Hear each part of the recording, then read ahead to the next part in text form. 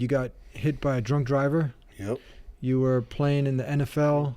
And sure enough, I got diagnosed with lymphoid leukemia. My Okay. dream job, I had my dream girl, everything. If I'm wrong, you got some death threats. Oh, more than death threats. Yeah. I mean, you're gonna kill me and my family. Why? Because we spoke positive about Now you something? you went way out of line. Now, Yeah, that's but wild. yet that's supposed to be the good person, right? Yeah. He says he's fighting for Actually, America, telling me people like me should be dead. How could I do this to America? Why call me a terrorist and People everything? started to highlight the KKK. You know, they have functioning branches right now to this day. Oh, yeah. And we don't take them as like the epitome of Christianity. But America fears Muslims, and they shouldn't. Yeah. Like, why you're talking about doing terrorist acts by calling somebody else a terrorist? Yeah, there you go. That's a good point, right? Some of the people, I went to their pages. They said that they brag. They go to church twice a week, every Sunday and Wednesday. But yet then they still have that hate in their heart. Yeah, There's been more what they call terrorist attacks from Christian organizations than there ever has been Muslim. That's a statistical fact. Yeah. Yeah. And he was making fun of me. He follows God. You don't know why I'd be around them people following Allah.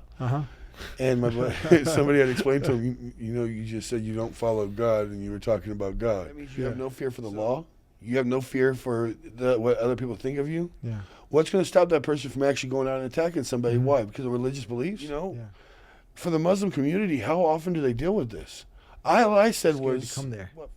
I said, so how do you feel now that you realize it's not a bomb-making factory? I mean, I'm 6'4", and I got people literally threatening me over a situation. Assalamu alaikum, greetings and peace. Welcome to the Dean Show. Thank you for tuning in every week. We are here. Hit that notification bell so we can get you the newest, latest, upcoming episodes delivered directly to you. My next guest, Tim, former NFL player who got hit by a drunk driver.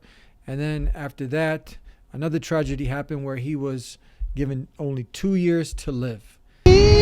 Show. How you doing, Tim? I'm actually doing pretty good. Let's bring them up to speed. It was about a couple months ago, I believe, right? Oh, yeah. We hooked up. And we did a positive view on pretty much everything we were seeing around us, what I was noticing and everything else. Yeah. So we talked a little bit about your former days in the NFL. Yes. Bringing people up to speed. You got hit by a drunk driver. Yep. You were playing in the NFL, and that your life took a turn.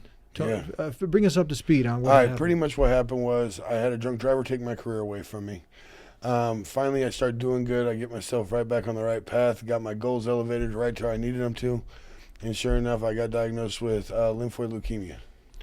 Okay, did this happen after the drunk driver hit you? About 16 years later. So you were getting back into the NFL? No, I was getting back into shape, though. Finally, my legs started working really good.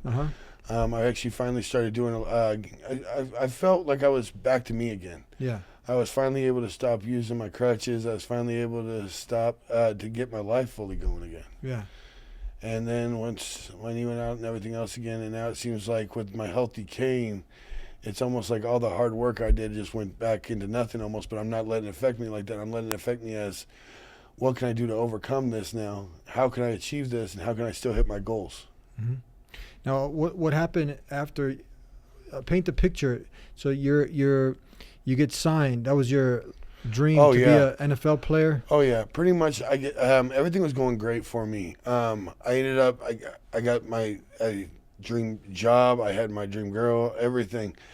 And come to find out, the dreams ain't always what they thought to be. Because whenever everything happened, I spent right around 5-6 months in the hospital.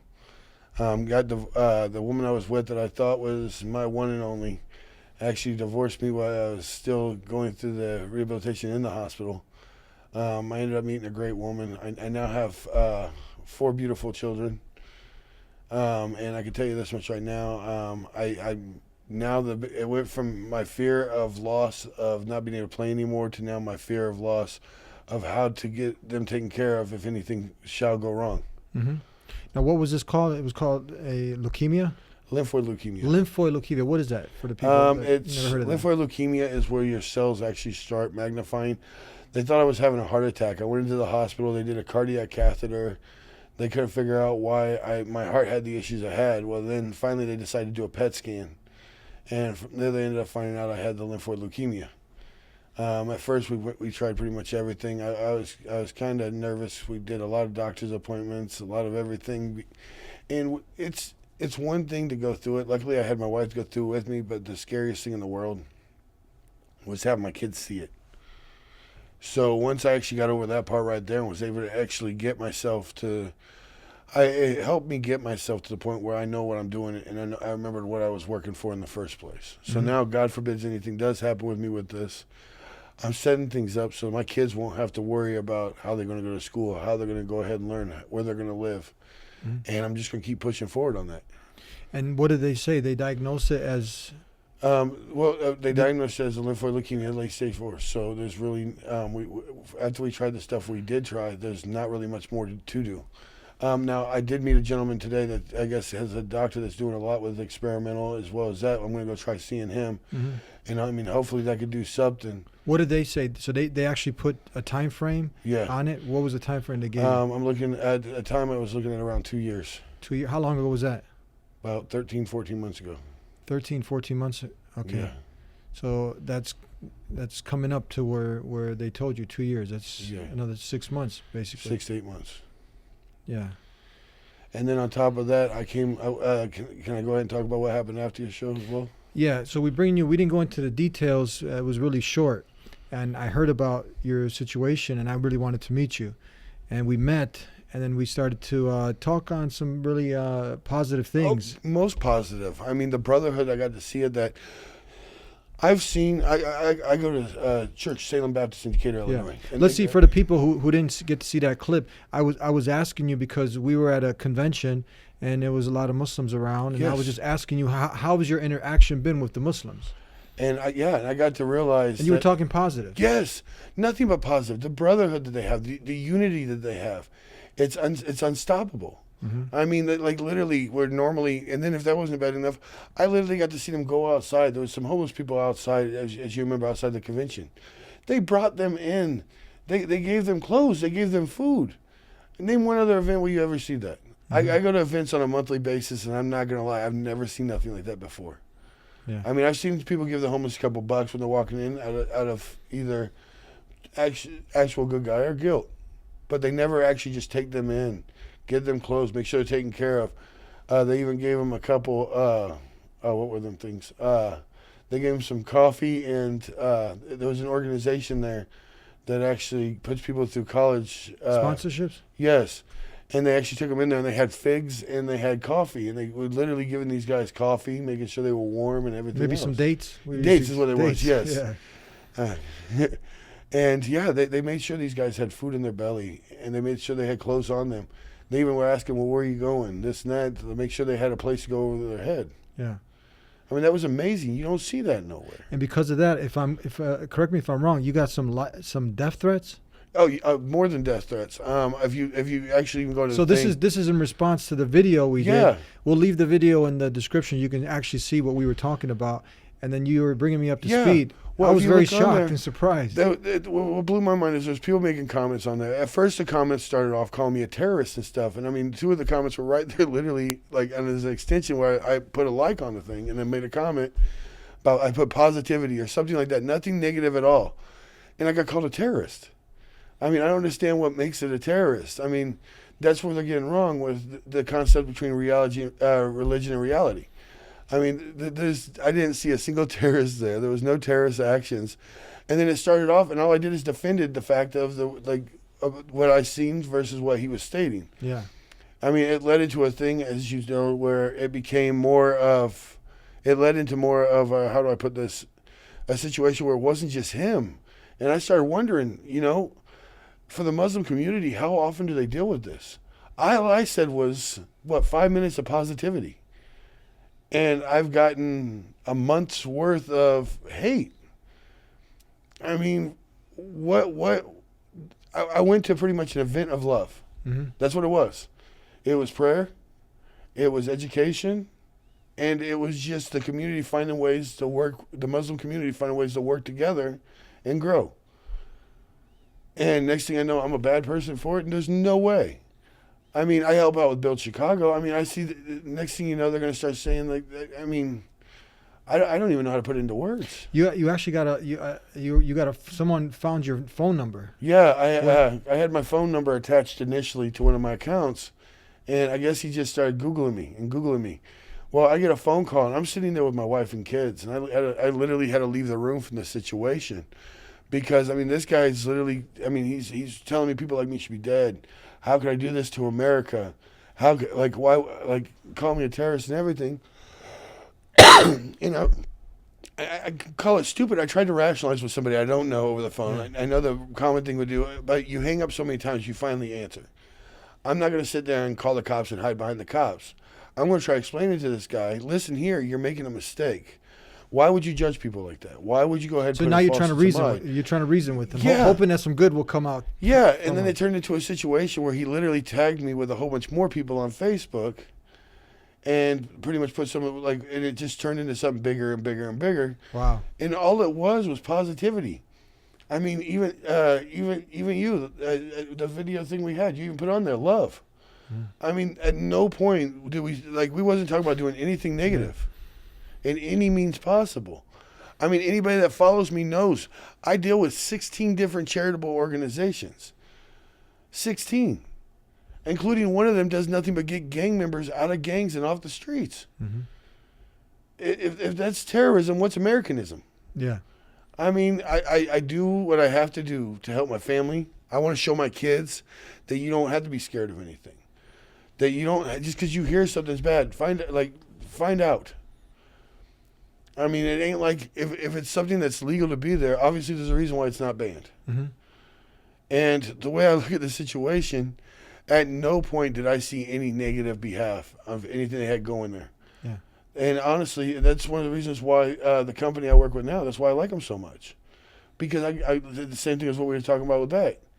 I mean, UAM does the same thing that you've seen them out there. They set up, they educate with what the programs they got going with the Quran and all that.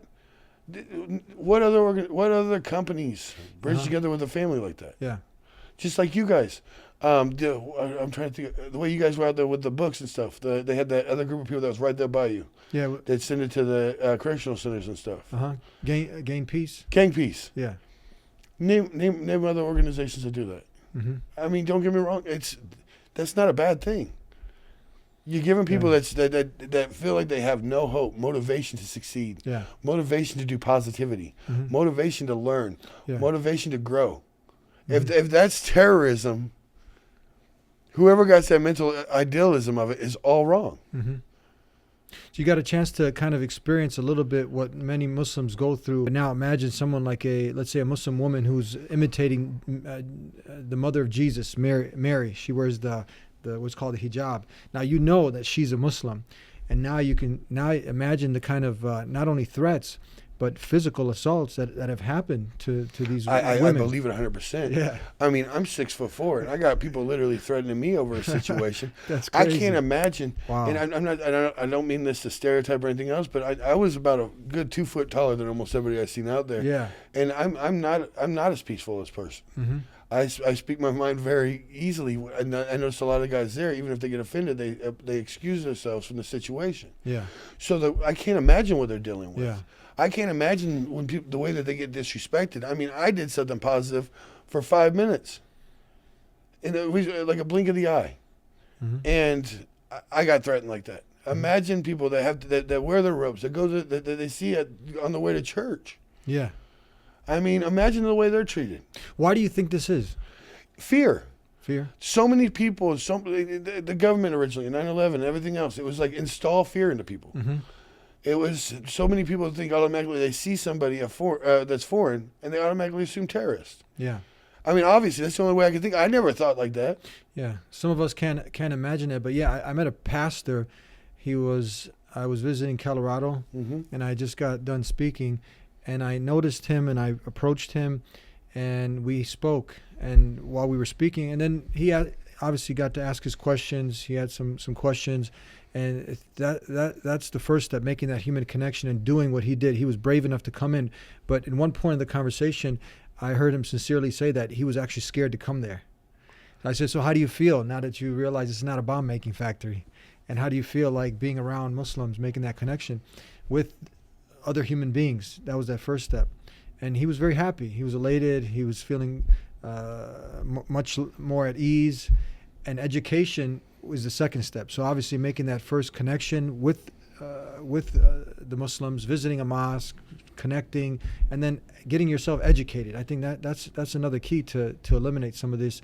I call them false fear, manufactured fear that's been created. I agree. And I mean, not only that, look online. Yeah. Look online about, like, I mean, and this is one thing I said a little bit of it whenever I was on the show. Mm-hmm. I mean, like I said before, that everybody, like, it's a misjudgment.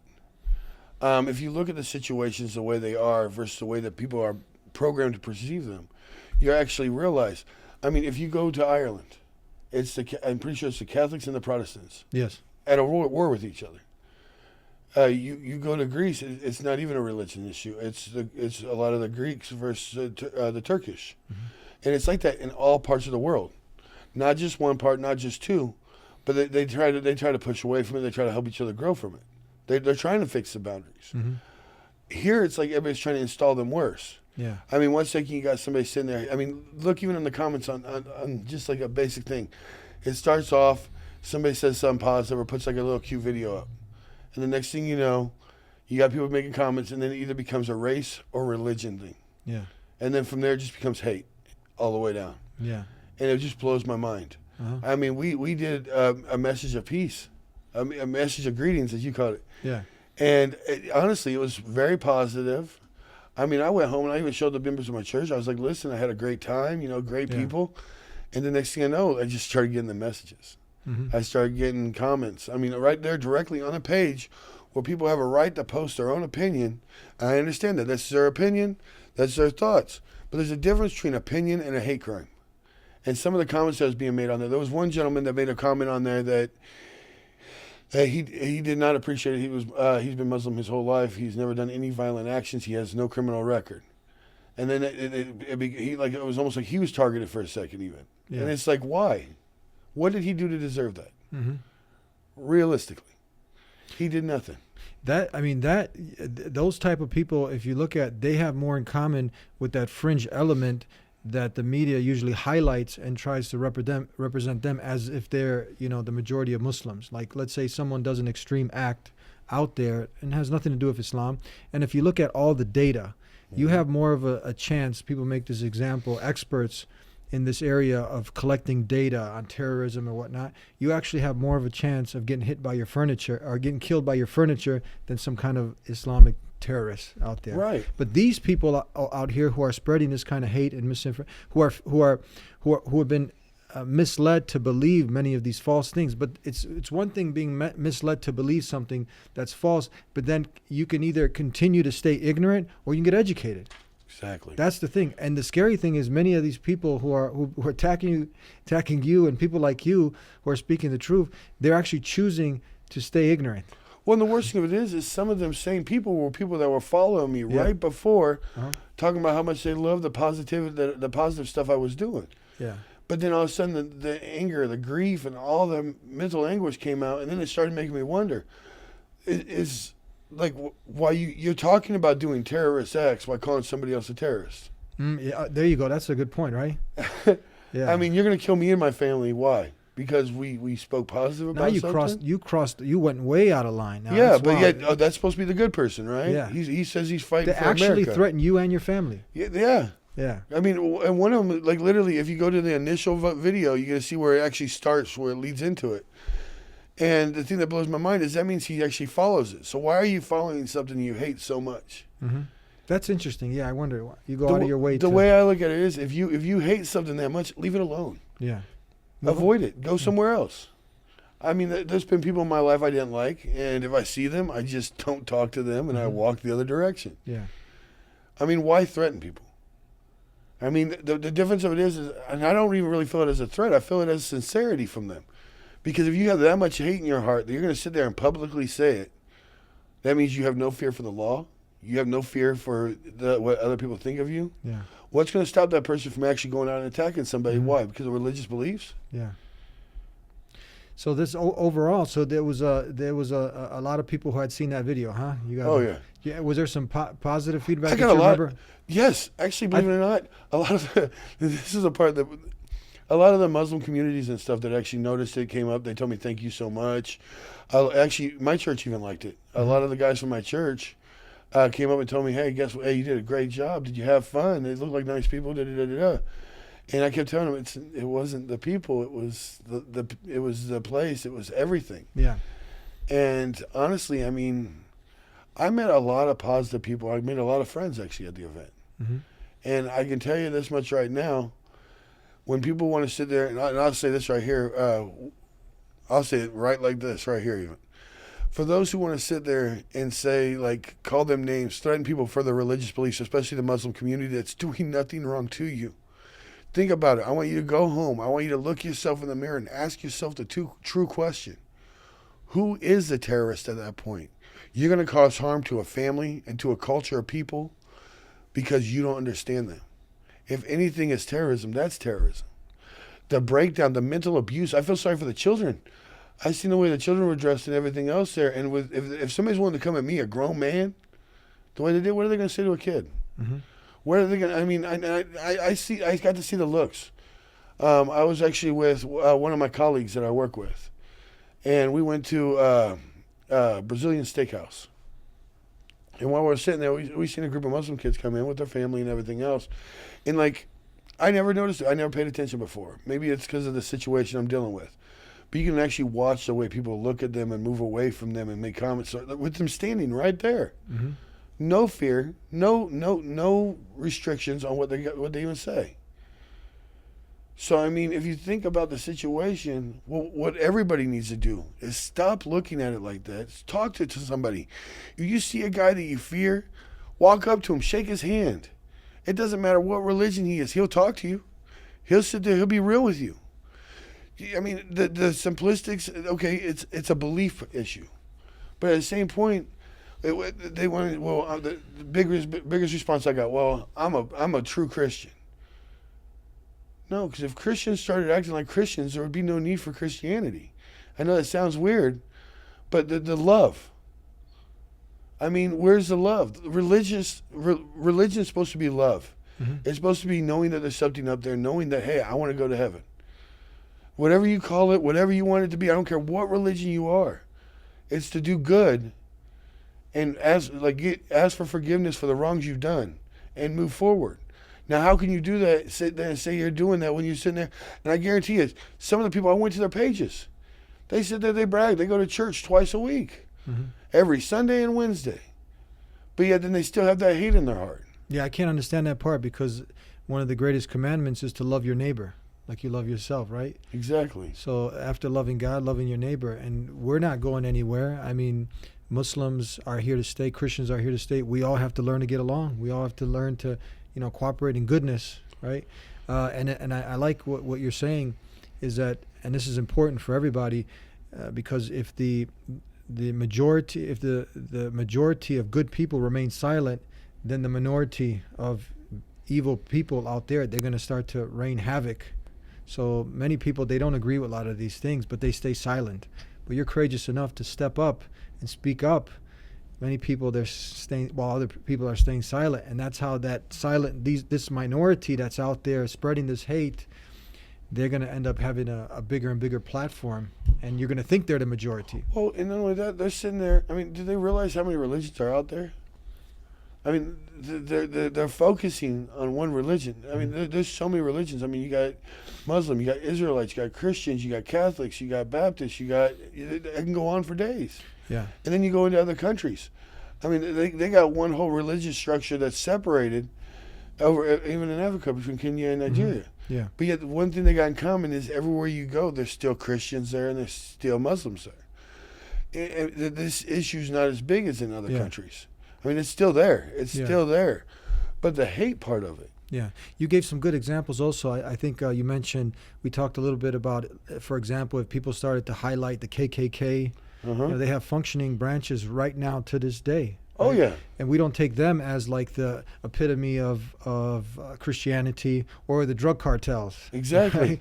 Right? They're crossed up. They got the cross. They're practicing. They'll say we're practicing Christians. But imagine the media took them as if they represent mainstream Christianity. Exactly. Yeah. Just like this right here is one thing. Another thing, I'm like, whenever you watch shows, it's anymore. So many shows actually stereotype to the point where it's like literally. I mean, you watch a show, you see a Muslim man, you don't see a Muslim man. Mm-hmm. You see a Muslim stereotype. You sit there, you see a Christian man, you don't see a Christian man. You see the holier than thou Christian man that they see on there. Mm-hmm. But in reality, a lot of them same things show the feud. It's creating the same thing for the kids. That's going to grow up. That's going to create the same thing for the kids. It's time we just show love. Mm-hmm. This is one of the things that usually, like when I spoke to the pastor in Colorado, David, when we focus on many of these commonalities that we have together, the people will be amazed. And this is why education is so key. Many people, just by defining certain words, like for instance, Muslim is simply one who has submitted to the will of God, just like Jesus submitted to the will of God, Moses, Abraham. And Islam is to do that action of submitting one's will to God. Christians don't know that there's a whole chapter in the Quran named after Jesus' Blessed Mother Mary. It's in the Quran, a whole chapter. A Muslim can buy himself or herself a ticket to the hellfire if they deny Jesus as one of the mightiest messengers ever sent to mankind, with that same message that all the other prophets came: worship the Creator, not the creation. So we have a deep reverence and love not only for his mother, but for Jesus himself. You cannot utter one word of disrespect about Jesus. So I think this is like heart-touching and softening when you hear these things, Well, Many people don't know these commonalities. well, the funny thing, talking about that right there, I'm not. I try to be the best Christian I can be. Yeah. And I'm not gonna lie. I had a situation happen. I think it was 2 days ago. We were out there. We were actually in Chicago, Mm-hmm. and I ran into a gentleman at one of the events we were at. Yeah. And I said I used Jesus' name and to compliment. And I was like, man, you guys look good. He actually corrected me and asked me not to use the Lord's name, Jesus' name like that, because that's disrespectful. Mm-hmm. And I was like, this right here. I was like, and he actually went into detail to explain to me that to throw the names out there like that is a form of blasphemy. It's a form of disrespect, because you're saying that something. How did he put it? I wish I could put it the way he did. He said it so smooth. Was this a Christian or Muslim? That was a Muslim gentleman. Muslim. Oh, we usually say peace be upon him. Yeah, but no, I told him I was like, I said something like, I was like, Jesus Christ. I said something like, Jesus Christ, you look like. I complimented his outfit. Yeah. And he corrected me, and he said, no, you're not supposed to say that. And I thought at first, because my first response, and it's because of lack of knowledge, I was like, oh yeah, I forgot, you guys don't, and my first words to him, and I'm not going to lie, I was like, oh, you guys don't believe in Jesus. He corrected me. He's like, no, it ain't that we don't believe in Jesus. This is the Muslim now. Yes. Telling you. Okay. And what did he say? He actually went into detail talking about how he looked, Jesus was a prophet, just started going into that, Muhammad, and everything else, and explained to me, no matter how you look at it, to use their names in vain, especially to the word vain, he went into detail. The word vain is in like the same thing I was doing, that I complimented him on, his clothing. To be overexcited about somebody's appearance is to be vain. Mm-hmm. So like he went into this long detailed thing about, like, literally gave me a lecture not to use Jesus' name like that. To be respectful towards Jesus. Yeah. Pretty much. And that goes what I'm saying, that, if many Christians, if they knew, they sit and talk with the Muslims and really know our viewpoint. Obviously, we get the elephant out of the room, and this is with all due respect. We don't believe he was a literal God or son of God, but he called people to worship God. Okay, we got that out of the room. Fine, let's do that. But let's go on these other things. How he greeted people. He would say, Assalamu alaikum, Salamu alaikum. The way he prayed, the same way Muslims prayed. He fell on his face and prayed to God. He didn't eat pork. He was chaste, moral. He was that same moral message. All those commonalities, right, are there with us. And we, like the gentleman who was telling you, we take strong offense. If someone disrespects Muhammad or Jesus, they're all brothers of one another. They all came with the same message. Worship the one God, the creator, not the creation. We respect them, all of them. Deny one, deny them all. That's how it is. Yeah, and it caught me off guard, because I was educated. Yeah. He didn't get mad at me. He didn't get angry. He didn't threaten my family. He didn't sit there and act like an idiot over it. He actually was very positive. Yeah. And and then after we got done and everything, I even got his business card and everything. Yeah. And here's one thing I like to, because a lot of times, look, you'll be a football fan, right? What's your favorite team? My favorite team? Yeah. Bears. You like the Bears. You'd probably like for your friend to like the Bears too, more than the Packers or something, right? Right. Oh yeah. So even you can be, let's say you drive a certain car, you believe that Ford is the way to go. The other one wants Toyota, but then your friend says, look, he says found on the road dead. Right. You heard that say? Oh yeah. So he's like convincing you to Fix go. or rebuilt daily. So now is he a traitor now because he's trying to get you to go with let's say the Toyota that you have less problems, or you're trying to get him to go with this team? I mean, what I'm trying to make the comparison is like when you when you go and eat Italian food, or you go and you pick for this team or that. Obviously, this way of life, the way of life that you choose to live by that is connected to God is more serious, right? Oh, yeah. But I mean, that's all you should feel. It's not like someone's trying to, let's say, push something on you. They're sharing, they're educating, just like we are. We're educating people on this way of life. If you like what we have to say, you accept. If you don't, reject. But it doesn't mean we can't still, be friends and, work together on other important issues and that are out there affecting the world that we live in. Well, it's kind of like this right here. I got to see the restraint, and I even asked him why afterwards. We just actually did an event. One of my friends, Abraham, he got disrespected horribly. Yeah. And who this one of my friends, Abraham, yes, the Muslim guy. Yes. Yeah. And long story short, like why did he get disrespected for? Originally, it was over a disagreement over the event, but it became into something more. Okay. Like hate words started coming out. Yeah. And the way he handled the situation, I honestly can say I've never seen anybody handle it like that. Mm-hmm. Like, I know I wouldn't have handled it. I actually stepped up. He had to tell me, please step down. Because I ain't going to lie, crutches and all. I mean, I was about to lose my temper. Yeah. And the bad thing of it is the people that was with me, I mean, we all almost lost our temper. And he had to literally ask us, hey, can you guys please just calm down, go in the other room. And he stood there and was literally, for about 15 minutes, he sat there and he tried to reason with the gentleman. After he was pretty much called racist names, he was like made fun of right there, and he stood his ground. He stayed positive. Who was calling them racist names? Another gentleman that was actually one of the gentlemen that we were actually using to put on the vent through. Yeah. And like he actually, I don't know how he did it, but he maintained his calmness and everything else. And after we got done with the situation, we're getting ready to leave. Me and my brother actually went up and talked to him. We're like, why don't you just lose it? Like, we had your back. I mean, yeah. And I'm not trying to promote violence or anything, but if you would have heard the stuff that was said, I mean, it had my blood boiling. Yeah. And that's the only reason I was going to say something. When you got a good man that sits there and helps people and he gets disrespected, those around him, I figured, maybe he's just all about peace. I'll stick up for him. But his exact words was, what would that solve? You can't beat ignorance with a stick, is what he told me. That's powerful. Look at that. Yeah, you can't beat ignorance with a stick. You can't beat ignorance with a stick. And I was like, well, these definitely are more like logs. And he goes like that right here. He goes, it wouldn't solve anything. Then the guy would have a reason to sit there and say why he did what he did. Yeah. And how he feels like he feels. Mm-hmm. So I sat there. So I see the way that the community gets treated in a whole now. And I don't like it. Mm-hmm. It's not right. I mean, the way I look at it is you don't see the Muslims going up there and calling the Christians terrorists. But yet, if you look overall, over time, there's been, and this is from a man that goes literally to a Baptist church, there's been more what they call terrorist attacks from Christian organizations than there ever has been Muslim. That's a statistical fact. Yeah. Yeah. And yet you don't see the Muslims going up to the Christian churches saying that. Mm-hmm. You still see them saying love. Yeah. And not only that right there, if you watch even the way they come up. And when I go up to shake somebody's hand, I was always taught to come up and I'm like this, right? If you notice, they go like this right here. They comfort the hand. They like come in peacefully. Mm-hmm. They even show. You feel peace whenever you get a handshake like that. We start with peace. We say, Assalamu alaikum, peace be with you. Yeah. Yeah. And I've heard so much ridiculous stuff. Like, that's what one of my friends actually corrected the guy there, and the guy felt like an idiot and just walked off. But I had one gentleman, literally, I guess he's seen the videos of me being on your last show. Yeah. And he was making fun of me.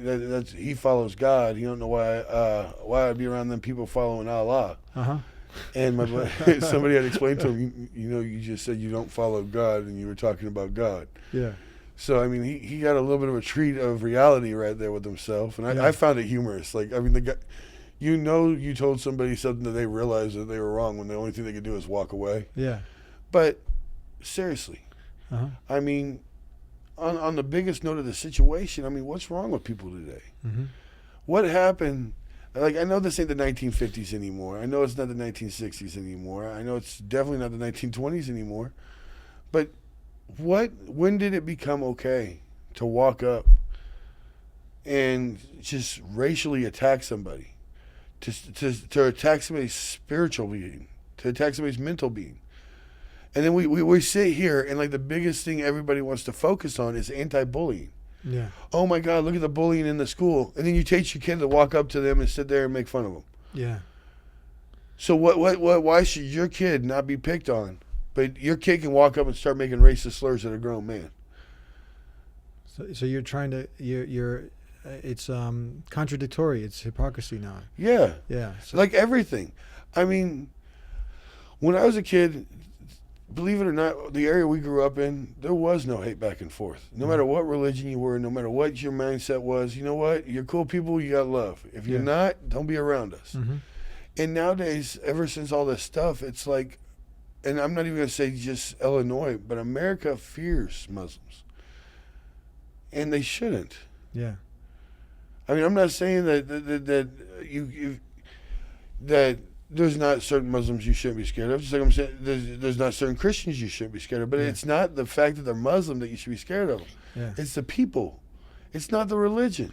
I actually say if a Muslim is following, the more he's following Islam, the more you have less to actually fear him, right? But I think most people, a lot of times, this hate is perpetuated, and people are socially conditioned according to the culture. You got a lot of the kind of things people are seeing all day and all night on the TV, and the movies and the rappers and all these other things that are out there conditioning the mind and whatnot. So these people are affected, by their social environment. But Islam is actually calling people away from these things that are mind and heart corrupters. And you mentioned, it's interesting, and that's why education is so important. When you mentioned the guy said, "Oh, I worship God," they worship Allah, right? But that just, when you know the simple facts on this, Jews and Christians who are actually Arabic speaking, they're Arabic speaking Christians. They have a Bible in Arabic. In that first chapter of Genesis alone, the word Allah is used because the word God didn't come into existence until around the 1600s. Exactly. And Jesus would say Allah in Aramaic. He spoke Aramaic. He would say Allah. He didn't say God, right? And it's closer to Allah. Elohim, Allah. So this is the same. This is just Semitic languages. So you can see how far people are away from reality, and how compounded on compounded ignorance on top of ignorance, and then you get some more Fox News, and then that adds to the problem. But before we cut out, I commend you. Some people like you who've made the human connection, who've connected with your brothers and sisters, because we're all, in this world together, right? We say brothers and sisters in humanity because we all have the same father, Adam. Then there's brothers and sisters in family, and there's brothers and sisters in faith.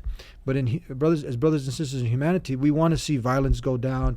We want to see poverty, be eradicated. We want our children to succeed, our families to grow. We want the good things. So those are the kind of good things that we want to work together on. This hate is going to just hinder all that, right? And destroy it. And I would like to say something too. I would like to say this right here. For those who sit there, okay, I understand. It's the same situation that we've been dealing with the last few hundred years with black and white. Yeah, yeah. The only difference of it is now it's Christian Muslim. Mm-hmm. And the bad thing of it is let the hate go. Let the racism go. That's pretty much what it is. You guys want to sit there and you say you want anti-bullying, then stop bullying. I mean, if you look at the majority of the people that's out there that's having these issues, they're the same people giving it to somebody else. You can't sit there and yell at your child for pulling a girl's hair and then go ahead and see somebody and pull your kids across the street because, oh my God, she has, what is that robe called on the head? The hijab. Hijab. Yeah. Is that right? Hijab. Yeah. Okay. Just like Mary wrote. Yes, yeah. Just like Mary.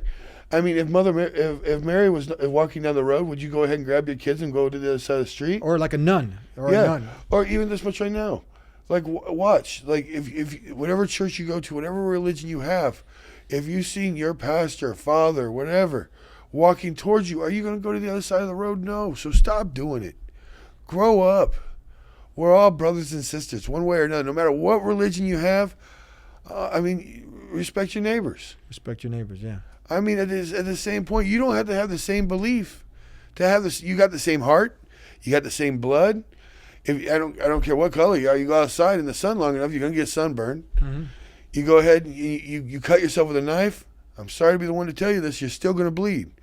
So until you find a way to fix all that stuff and change all that stuff, remember that you guys are the same. Everybody's the same. Stop the hate. Show the love.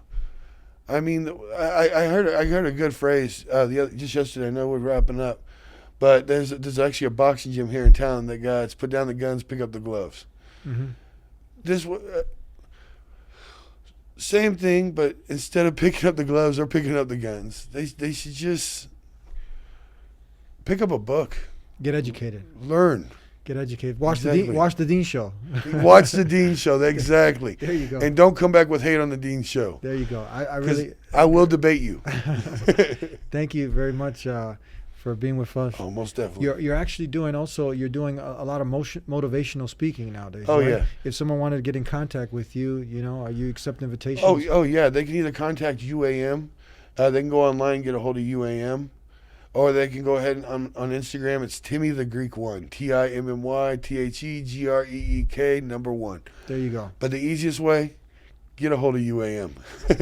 All right. Thank you guys for tuning in. And you can go ahead and subscribe, hit the notification bell, and leave the gems that you picked up from here in the comments. Want to hear some more positivity, things that you've walked away with, maybe some advice that you like to give for people to be able to grow more from this show, and maybe some things that you picked up on. Share your experiences, and we'll see you next time here on The Dean Show, God willing. Until then, peace be with you. Assalamu alaikum.